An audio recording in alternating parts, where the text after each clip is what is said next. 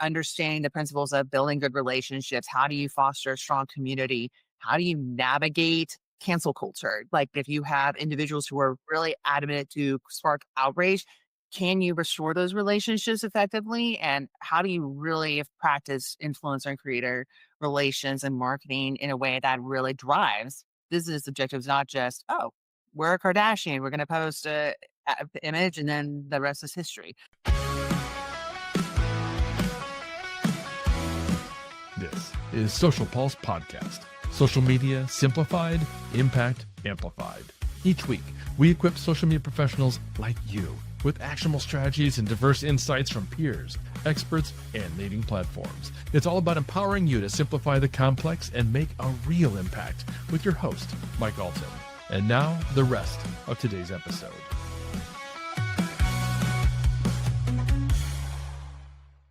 Welcome back to Social Pulse Podcast, where we're digging into the challenges, successes, and stories of social media community professionals in the industry, just like you. Subscribe to gain valuable insights that you'll be able to apply to your own work and social presence from each and every episode.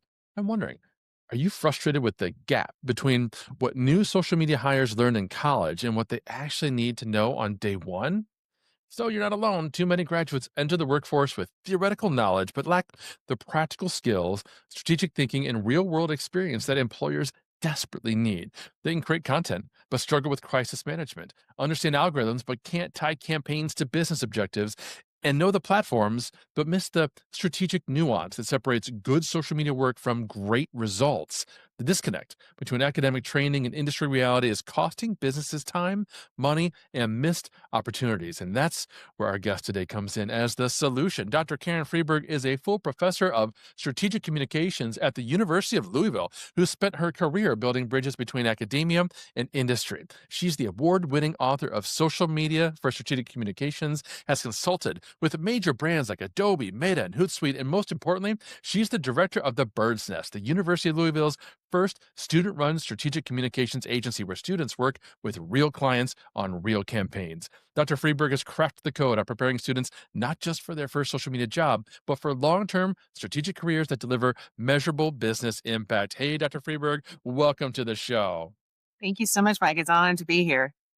My pleasure. I'm excited to have this conversation with you. We've known each other for years. This is the first Yeah. chance I've had, though, to interview you, so it's a particular treat for me.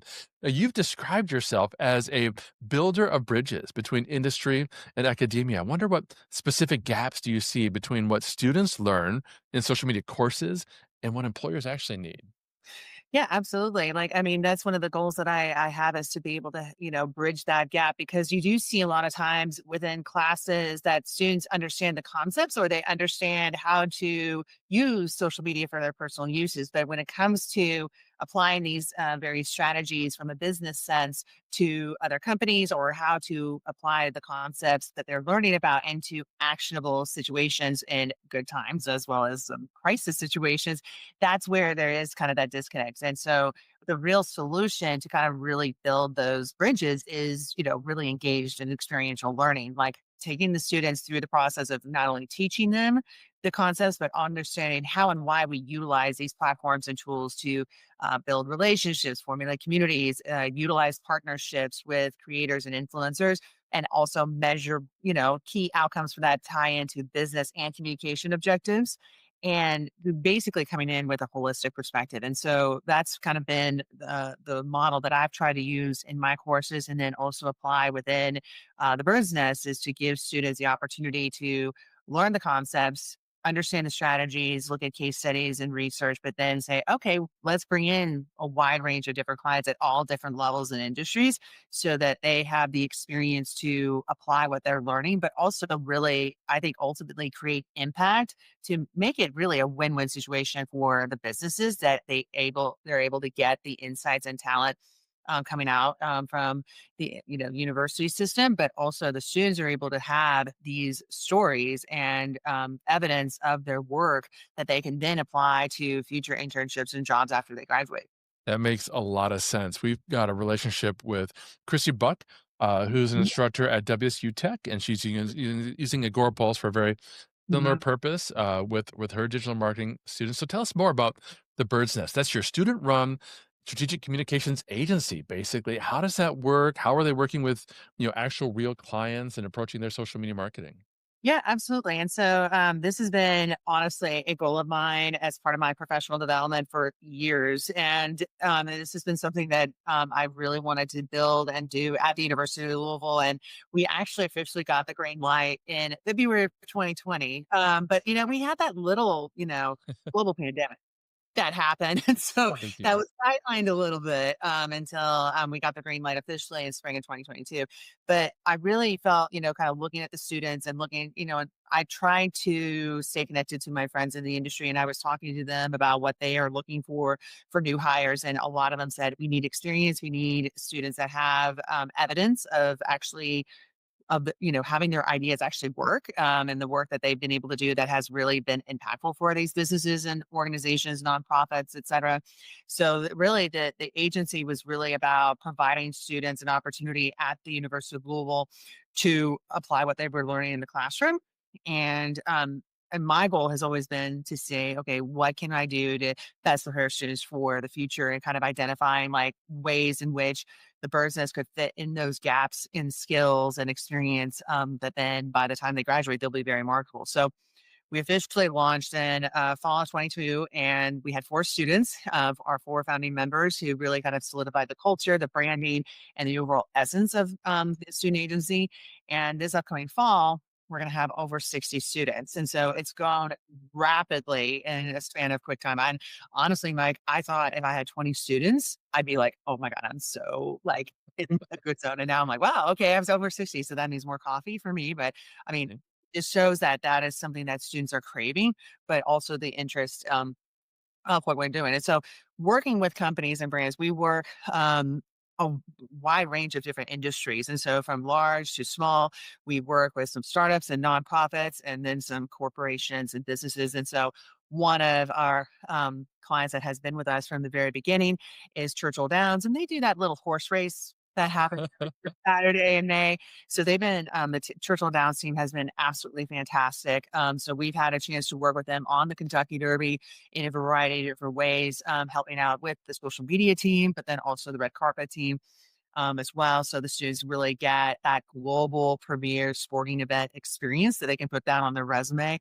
But we've also helped them out with certain initiatives like starting a student ambassador program, but also they have a fall season that they do with fall races. And so they actually have theme days. And so we helped them out last year in creating their college day event, which was focused on targeting not only University of Louisville students, but university students in the region to come in and experience, the Churchill Downs races with scholarships. And so it's a great way of kind of working with a large corporate brand in multiple ways.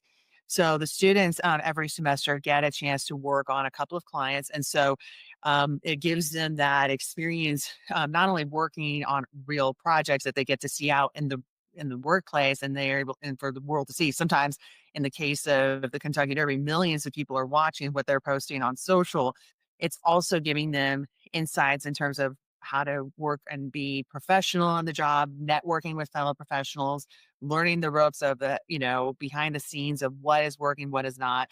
Um, and being able to kind of build that experience and that confidence to be able to work on and offline in different capacities. And so by the time that the students graduate, they feel more confident, more professional, but also they're able to have that level of experience that they can talk about with future employers. And so the one stat that I'm particularly proud of, Mike, that in just the 3 years that we've been going forward, and I hope to continue on this, for the future, is we have about 100% employment rate. With our students, and so the talent that we're trying to cultivate, tying in the curriculum, tying in the client work, building that again that bridge between academia and industry, I think and also community engagement and like working within the community is like a trifecta of really a great model that I hope and I'm trying to share with other universities that they could kind of look at as a model to really prepare students for the workplace.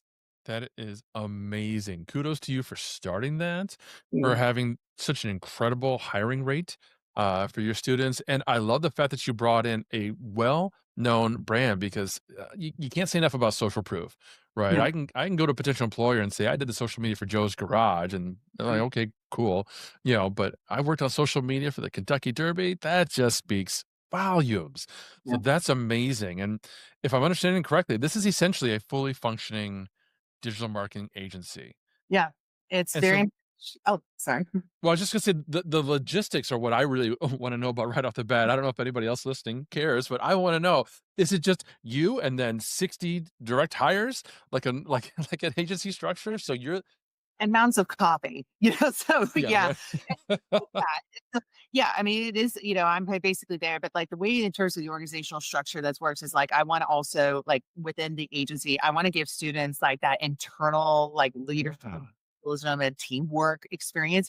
So one of the things we did before we officially launched in fall of 22 was that summer I tasked this four students that were part of the founding. And I basically posed them like my only creative brief for them for building the student agency was one I wanted to feel like students really were the ones who built this. I didn't want it to be just me, like I Mhm.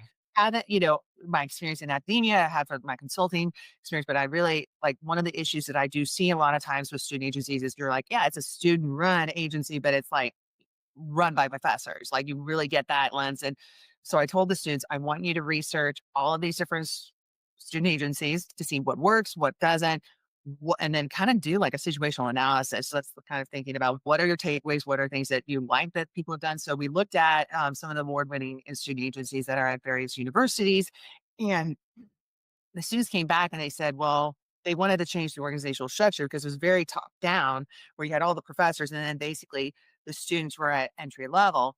Mm. And I wanted to give students that leadership experience. And so we actually have six directors. And basically, I kind of modeled it like, almost I was reading, Camelot at the time. So I was like, oh, King Arthur's court, like everyone has an equal seat at the table. And so I'm technically a director. And yes, faculty director. And so I do have, oversight. But I wanted the students who were directors to have ownership of their role and that they had that confidence in leading their teams, but also that title within the agency.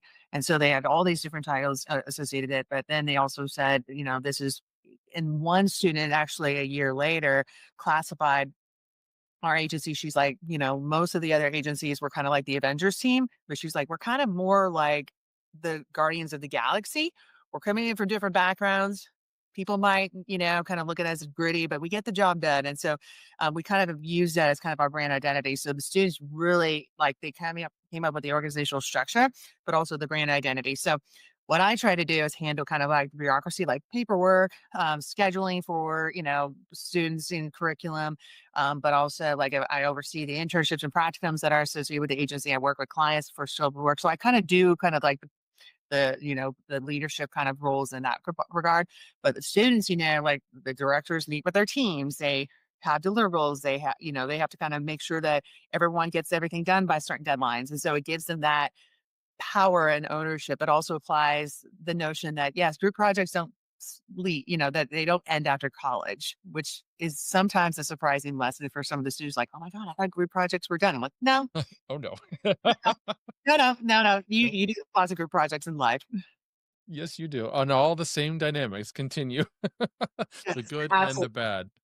Well, I'm amused. I get amused with my students because some of my directors and team leads are like, Dr. Freeberg, this team member left me on red on the text message. They didn't respond immediately. And, I get, emails too from students about, basically, why didn't you answer this email? And I'm like, well, you sent it like at 3 a.m. I'm sleeping, but sit back with my cup of coffee and I'm like, uh-huh. And then they kind of put things in perspective. It's like, oh, this is what you were talking about with us emailing. And yeah, like we don't expect, an immediate response and we have to do this. I'm like, "Mhm, yeah. Yeah. So it's good lessons in professionalism and leadership that they're getting along the way.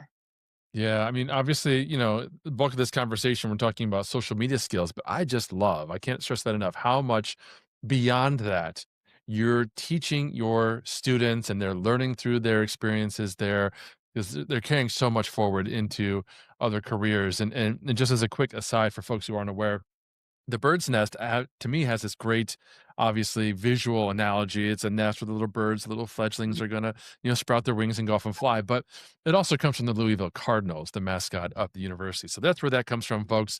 But Mhm. you mentioned that you do consulting. I mentioned that you do consulting as well. I know when you're talking to brands like Adobe and Meta, I'm wondering what skills do you see in their most successful social media professionals that are often maybe missing in some of the recent graduates?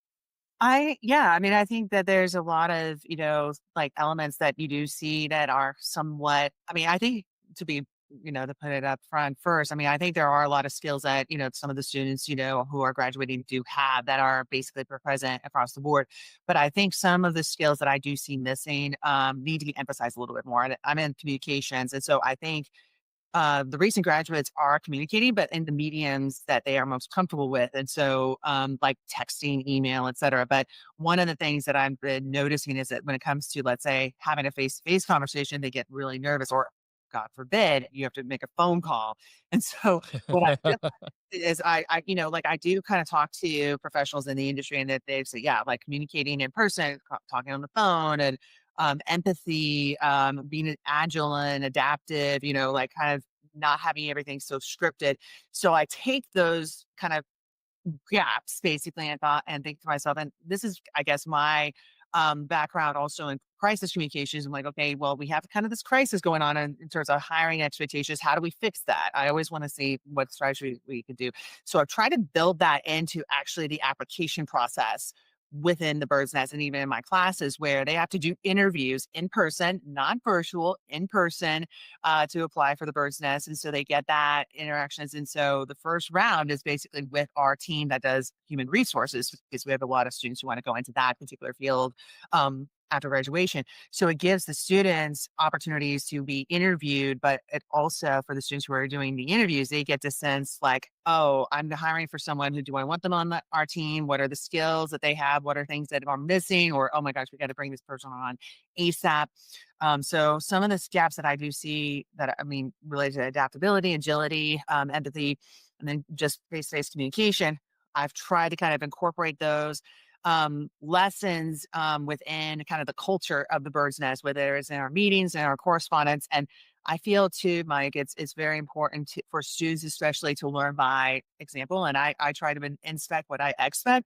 So if I'm expecting them to have, address these various gaps of the skills that are missing from new graduates, I need to basically incorporate and let them know, okay, these are, the things that I'm going to be looking for. And I'm also practicing these as well. I'm communicating in person.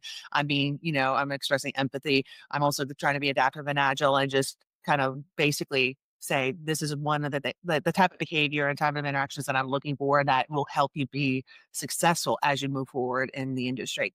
So insightful. No, I mentioned at the outset that you've got an incredible book. So incredible, in fact, it won an Apex Award for excellence. So I wonder if you could talk a little bit about that. What core principles do you think that, like every other social media curriculum, should include to prepare these kinds of students for the strategic roles that they're moving into going forward? Yeah, so I wrote a book. Gosh, it seems like it was yesterday, but it wasn't. My first edition was back in 2018, and the core competencies. I mean, I feel a lot of times the one thing that I wanted to focus on for this book is, I mean, there were lots of books written ahead of time, but I felt like Goldilocks, honestly, because I was like, these are so focused on theory, or these are out of date, or too, like focus on the kind of like the surface level skills. I wanted a book that kind of really gave a blueprint in terms of how and why we utilize these tools from a strategic lens. And I feel too, social media, the tools are going to change, but human behavior doesn't. And I guess this is coming from me, like my mom, who's the original Dr. Freeberg. I call her the OG Dr. Freeberg. I'm just the social media edition. She's a psychologist, and so she's like, "Yeah, what you're doing, Karen, is applied social psychology." And I'm like, "Yeah, I mean, basically." And so I try to kind of incorporate, some best practices, within the book, tying into some of the current cases that we're seeing, the tools, and of articles is listed as a must, try, of course, in my books. And I'm going to have my third edition actually coming out in August, but it's really important to kind of look at the how and why we use these tools. And I mean, some tools, and some trends are going to come so fast, but like understanding the principles of building good relationships. How do you foster a strong community? How do you navigate cancel culture. Like if you have individuals who are really adamant to spark outrage, can you restore those relationships effectively? And how do you really practice influencer and creator relations and marketing in a way that really drives business objectives, not just, oh, we're a Kardashian, we're going to post a image and then the rest is history. So I try to kind of incorporate, more strategic lens, but also being creative as well. So I try to tap into the research elements of being strategic and using insights to kind of drive the creativity, but also when it comes to creativity, not be limited just with like, oh, this is the only way we can go about it doing, and really think big. And it's been fun to kind of look at the different cases, look at what people have done. So it's been fun to be able to kind of highlight some of the work that my friends have done in the industry and interview people, for the book to kind of show students there's also humans behind each of these brands. And at the end of the day, we're interacting and talking to other human beings on social because social media is first and foremost should be social.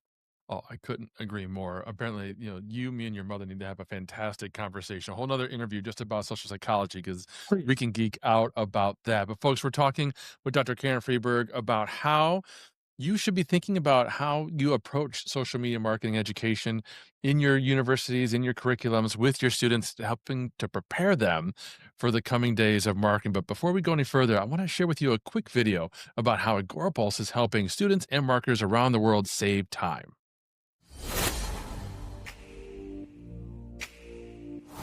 When I take a look at the biggest core benefit for Agorapulse, I have to look at two sides of the equation. I have to look at what it does for us as far as managing our community and all of the conversation management tools, which I appreciate so much. But from a far more pragmatic point of view, it saves us money. It saves us a lot of money because of the productivity features that are built in with how it manages those conversations. We don't waste time. We're efficient. Agorapulse allows me to get through all my messages and my replies really quickly. That's probably the number one reason for me wanting to use the tool. It saves so much time.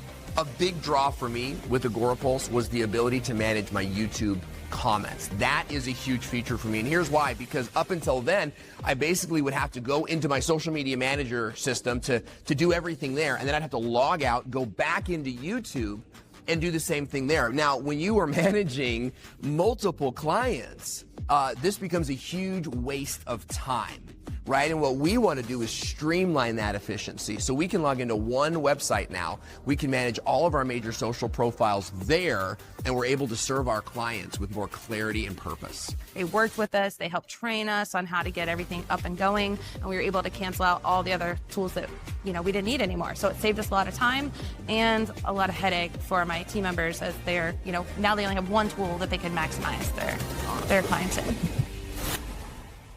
So we just barely touched on crisis communications, and I feel like that's a huge part of your expertise. I'm wondering how you prepare students for that kind of thing when these social media disasters, they're inevitable, they come up, and I know it's really hard to capture that in a textbook. How do you prepare them?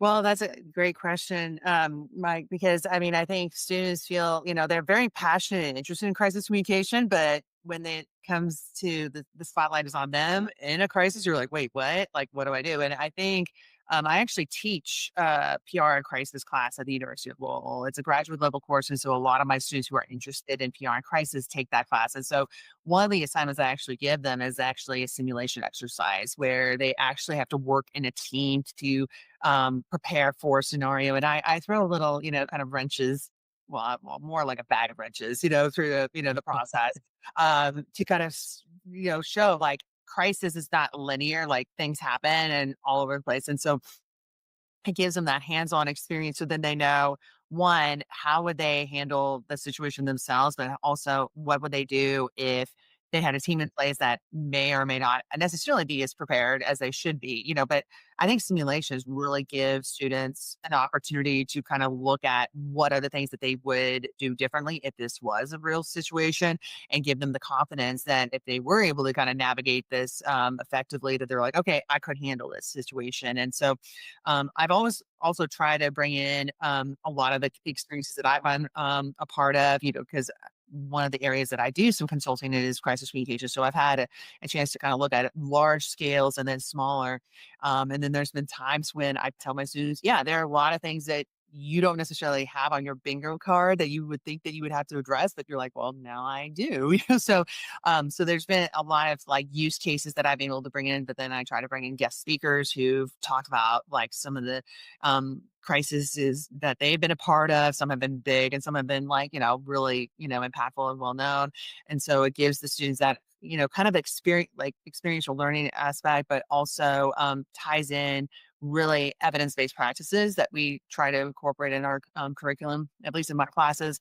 And that brings in, the insights from case studies, the real life stories, from industry professionals, but then it gives the students their own experiences. So it's basically a comprehensive experience. And I think you can learn a lot from a textbook, but sometimes, I mean, I'm a textbook author. There's still things that like, I know, like, no, this is not in the textbook. This is real life, that you have to kind of learn and adapt. And I think you want to have that comprehensive experience to be able to navigate and be most prepared accordingly. That is so smart. I actually come from an IT background. And so when Okay. I was working with Dana Corporation, Northern Ohio, a couple decades ago, we'd have disaster preparedness exercises, which would be very similar. We'd create this because I worked in the global IT department. So we had, massive, massive server rooms and then create a scenario where everyone had to come in on a Saturday and discover that, oh, it snowed overnight, which it does in Northern Ohio. And the snow piled up so deep that the roof of the server room collapsed. And these X5 systems are now totally offline. What are you going to do?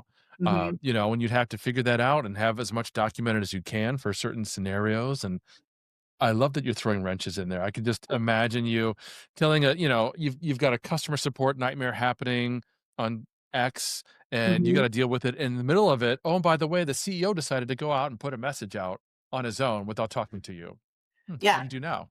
exactly. Well, and I've also like in terms of I love throwing wrenches, and I tell my students there's a purpose to my madness, and then afterwards they're kind of like they give me this look like, "Oh, Freeber, what did you do?" And I'm like, Right. trust me, you're gonna be okay. Like if you're in kind of a crisis situation, for real, and you're prepared, you're gonna thank me for this. But I try to also take it kind of like a coach approach. Like, I mean, I have a background in athletics, being a student athlete in college and high school and track.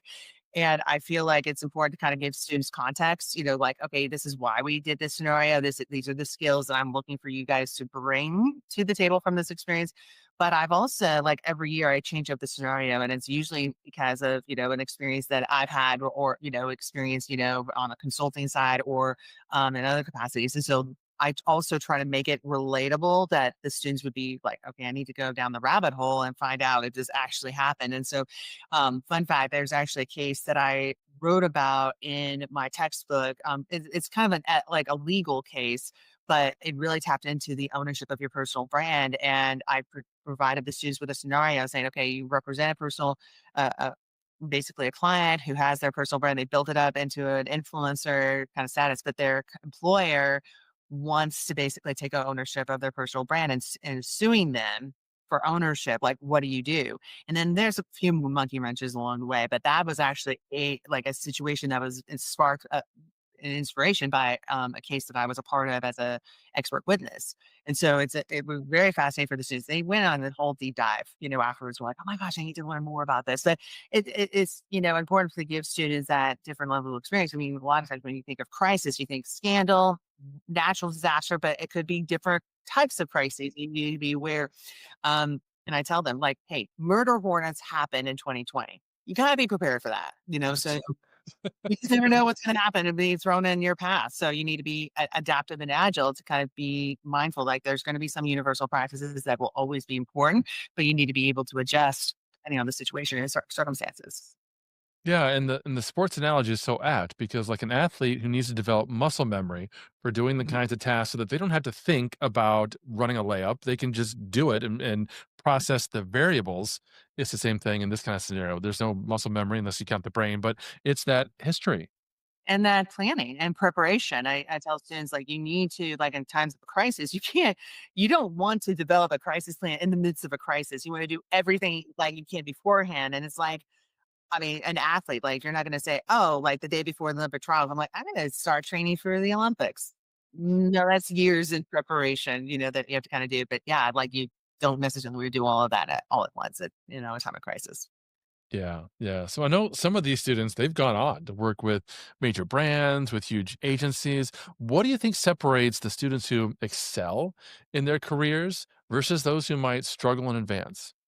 Yeah, and I actually it's funny that, that you asked that, Mike, because it literally, like, I think our brains were, like, aligned today because I literally had a conversation with a professional over coffee this morning about this, because she asked me, like, "Well, what are things that you see different, from students that you're interacting with versus others?" Because she hears that a lot of employers are like, "Yeah, the students are not this, that, whatever," and, um, I feel that the students who are very successful, first and foremost, are, driven. Honestly, like they have a game plan in place. They're like, you know what?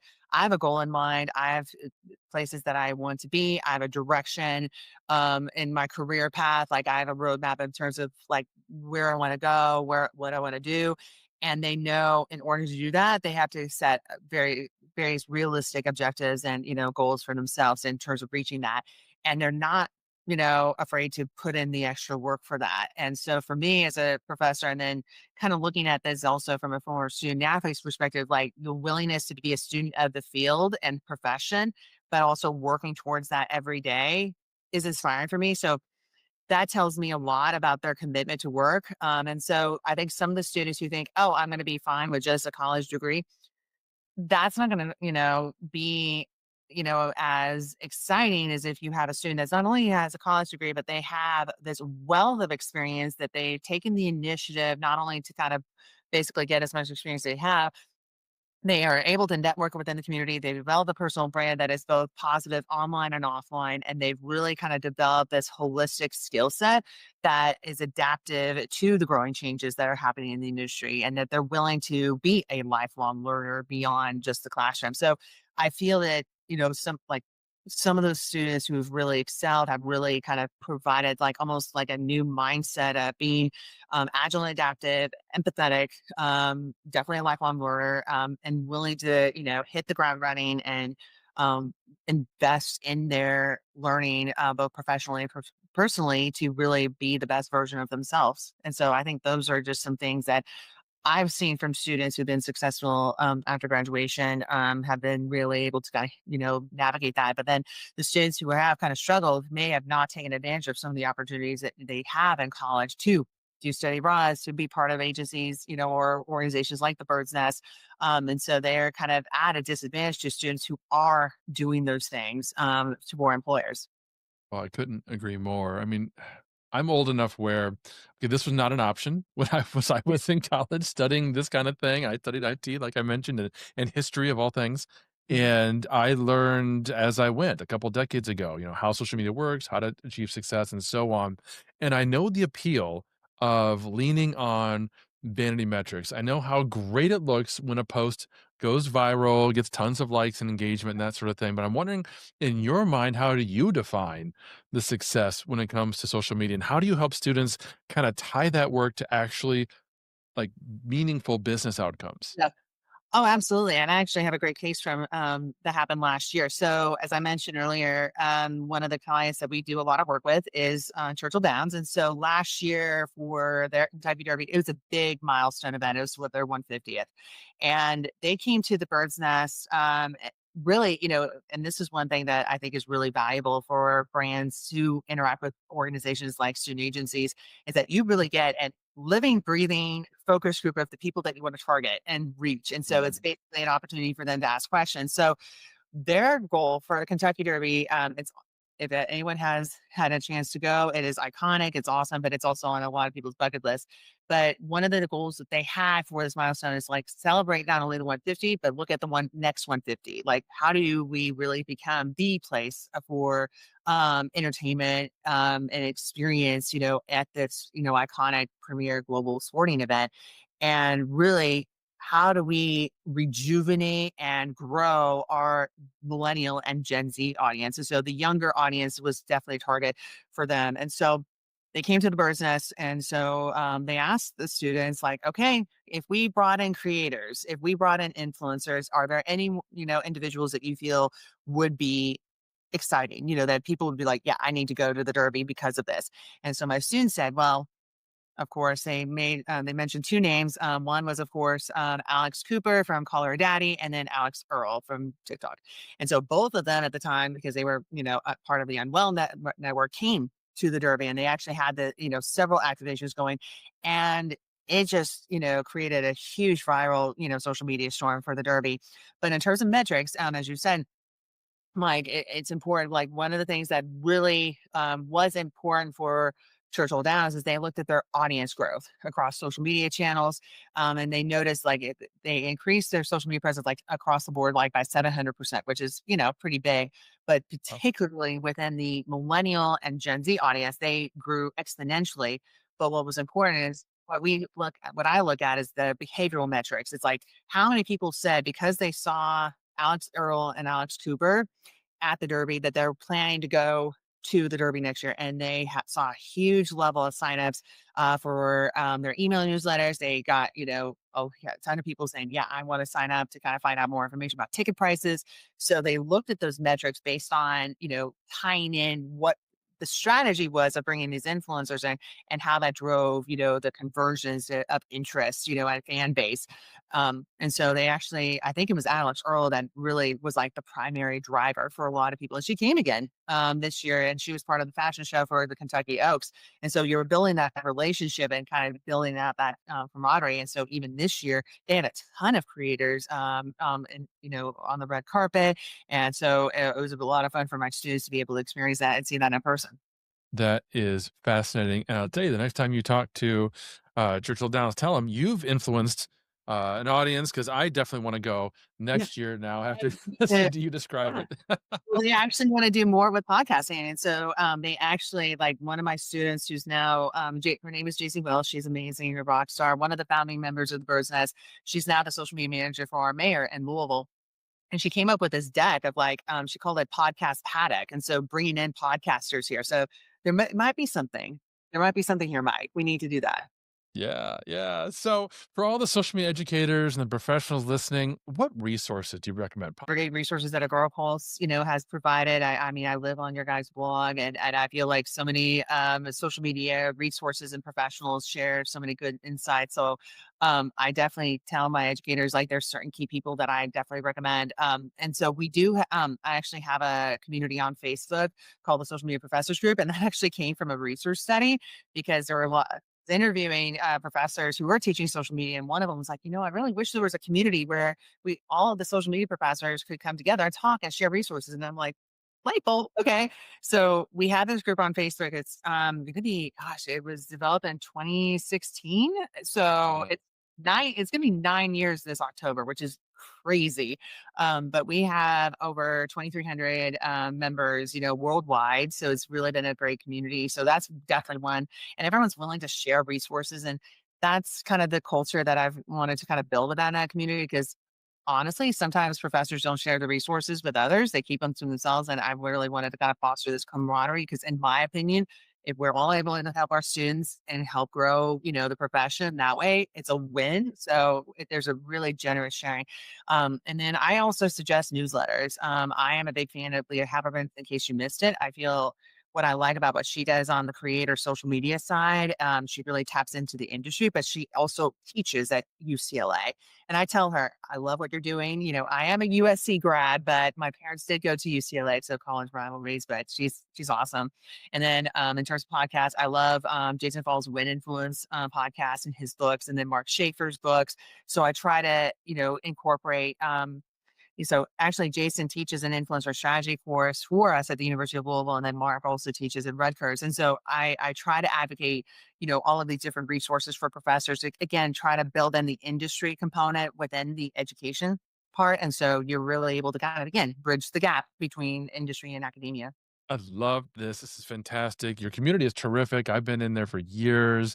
I've connected with professors. I've guest lectured to folks because they met me in the community, UNC, and so on. So I appreciate that. Dr. Freeberg, you've been absolutely amazing. This has been such an insightful interview and such a pleasure to chat with you. For folks who maybe they want to learn more or they want to connect with you and ask questions, where should they go? I'm pretty much everywhere on social media. So I'm pretty active on LinkedIn. So just search Karen Freeberg and I'm there. And then I'd love to connect. And, I'm on X, Facebook, Instagram, TikTok, which always surprises my students. And I'm like, well, I am a social media professor, so I have on social media. So, but yeah, I'm pretty much everywhere. And then I'm, also available through email at karen.freeberg@louisville.edu. And then if you're interested in kind of seeing what the Bird's Nest is up to, we're on LinkedIn as well, under a page called the Bird's Nest Student Agency. And then we're on TikTok and Instagram at the Bird's Nest Lou. So if you want to see what the students are doing and what projects they're working on, you can connect with the students there. That's fabulous. Thank you so much. Thanks all of you for listening. That's all the time we've got for today, friends. But don't forget to find Social Pulse Podcast on Apple. Drop us a review. Would love to know what you think. And please join our exclusive community on Facebook, Social Pulse Community, to network with our podcast guest, Dr. Karen Freeberg, other social media pros, and gain access to helpful resources. You'll find the link in the show notes, or just search Social Pulse Community on Facebook. Until next time.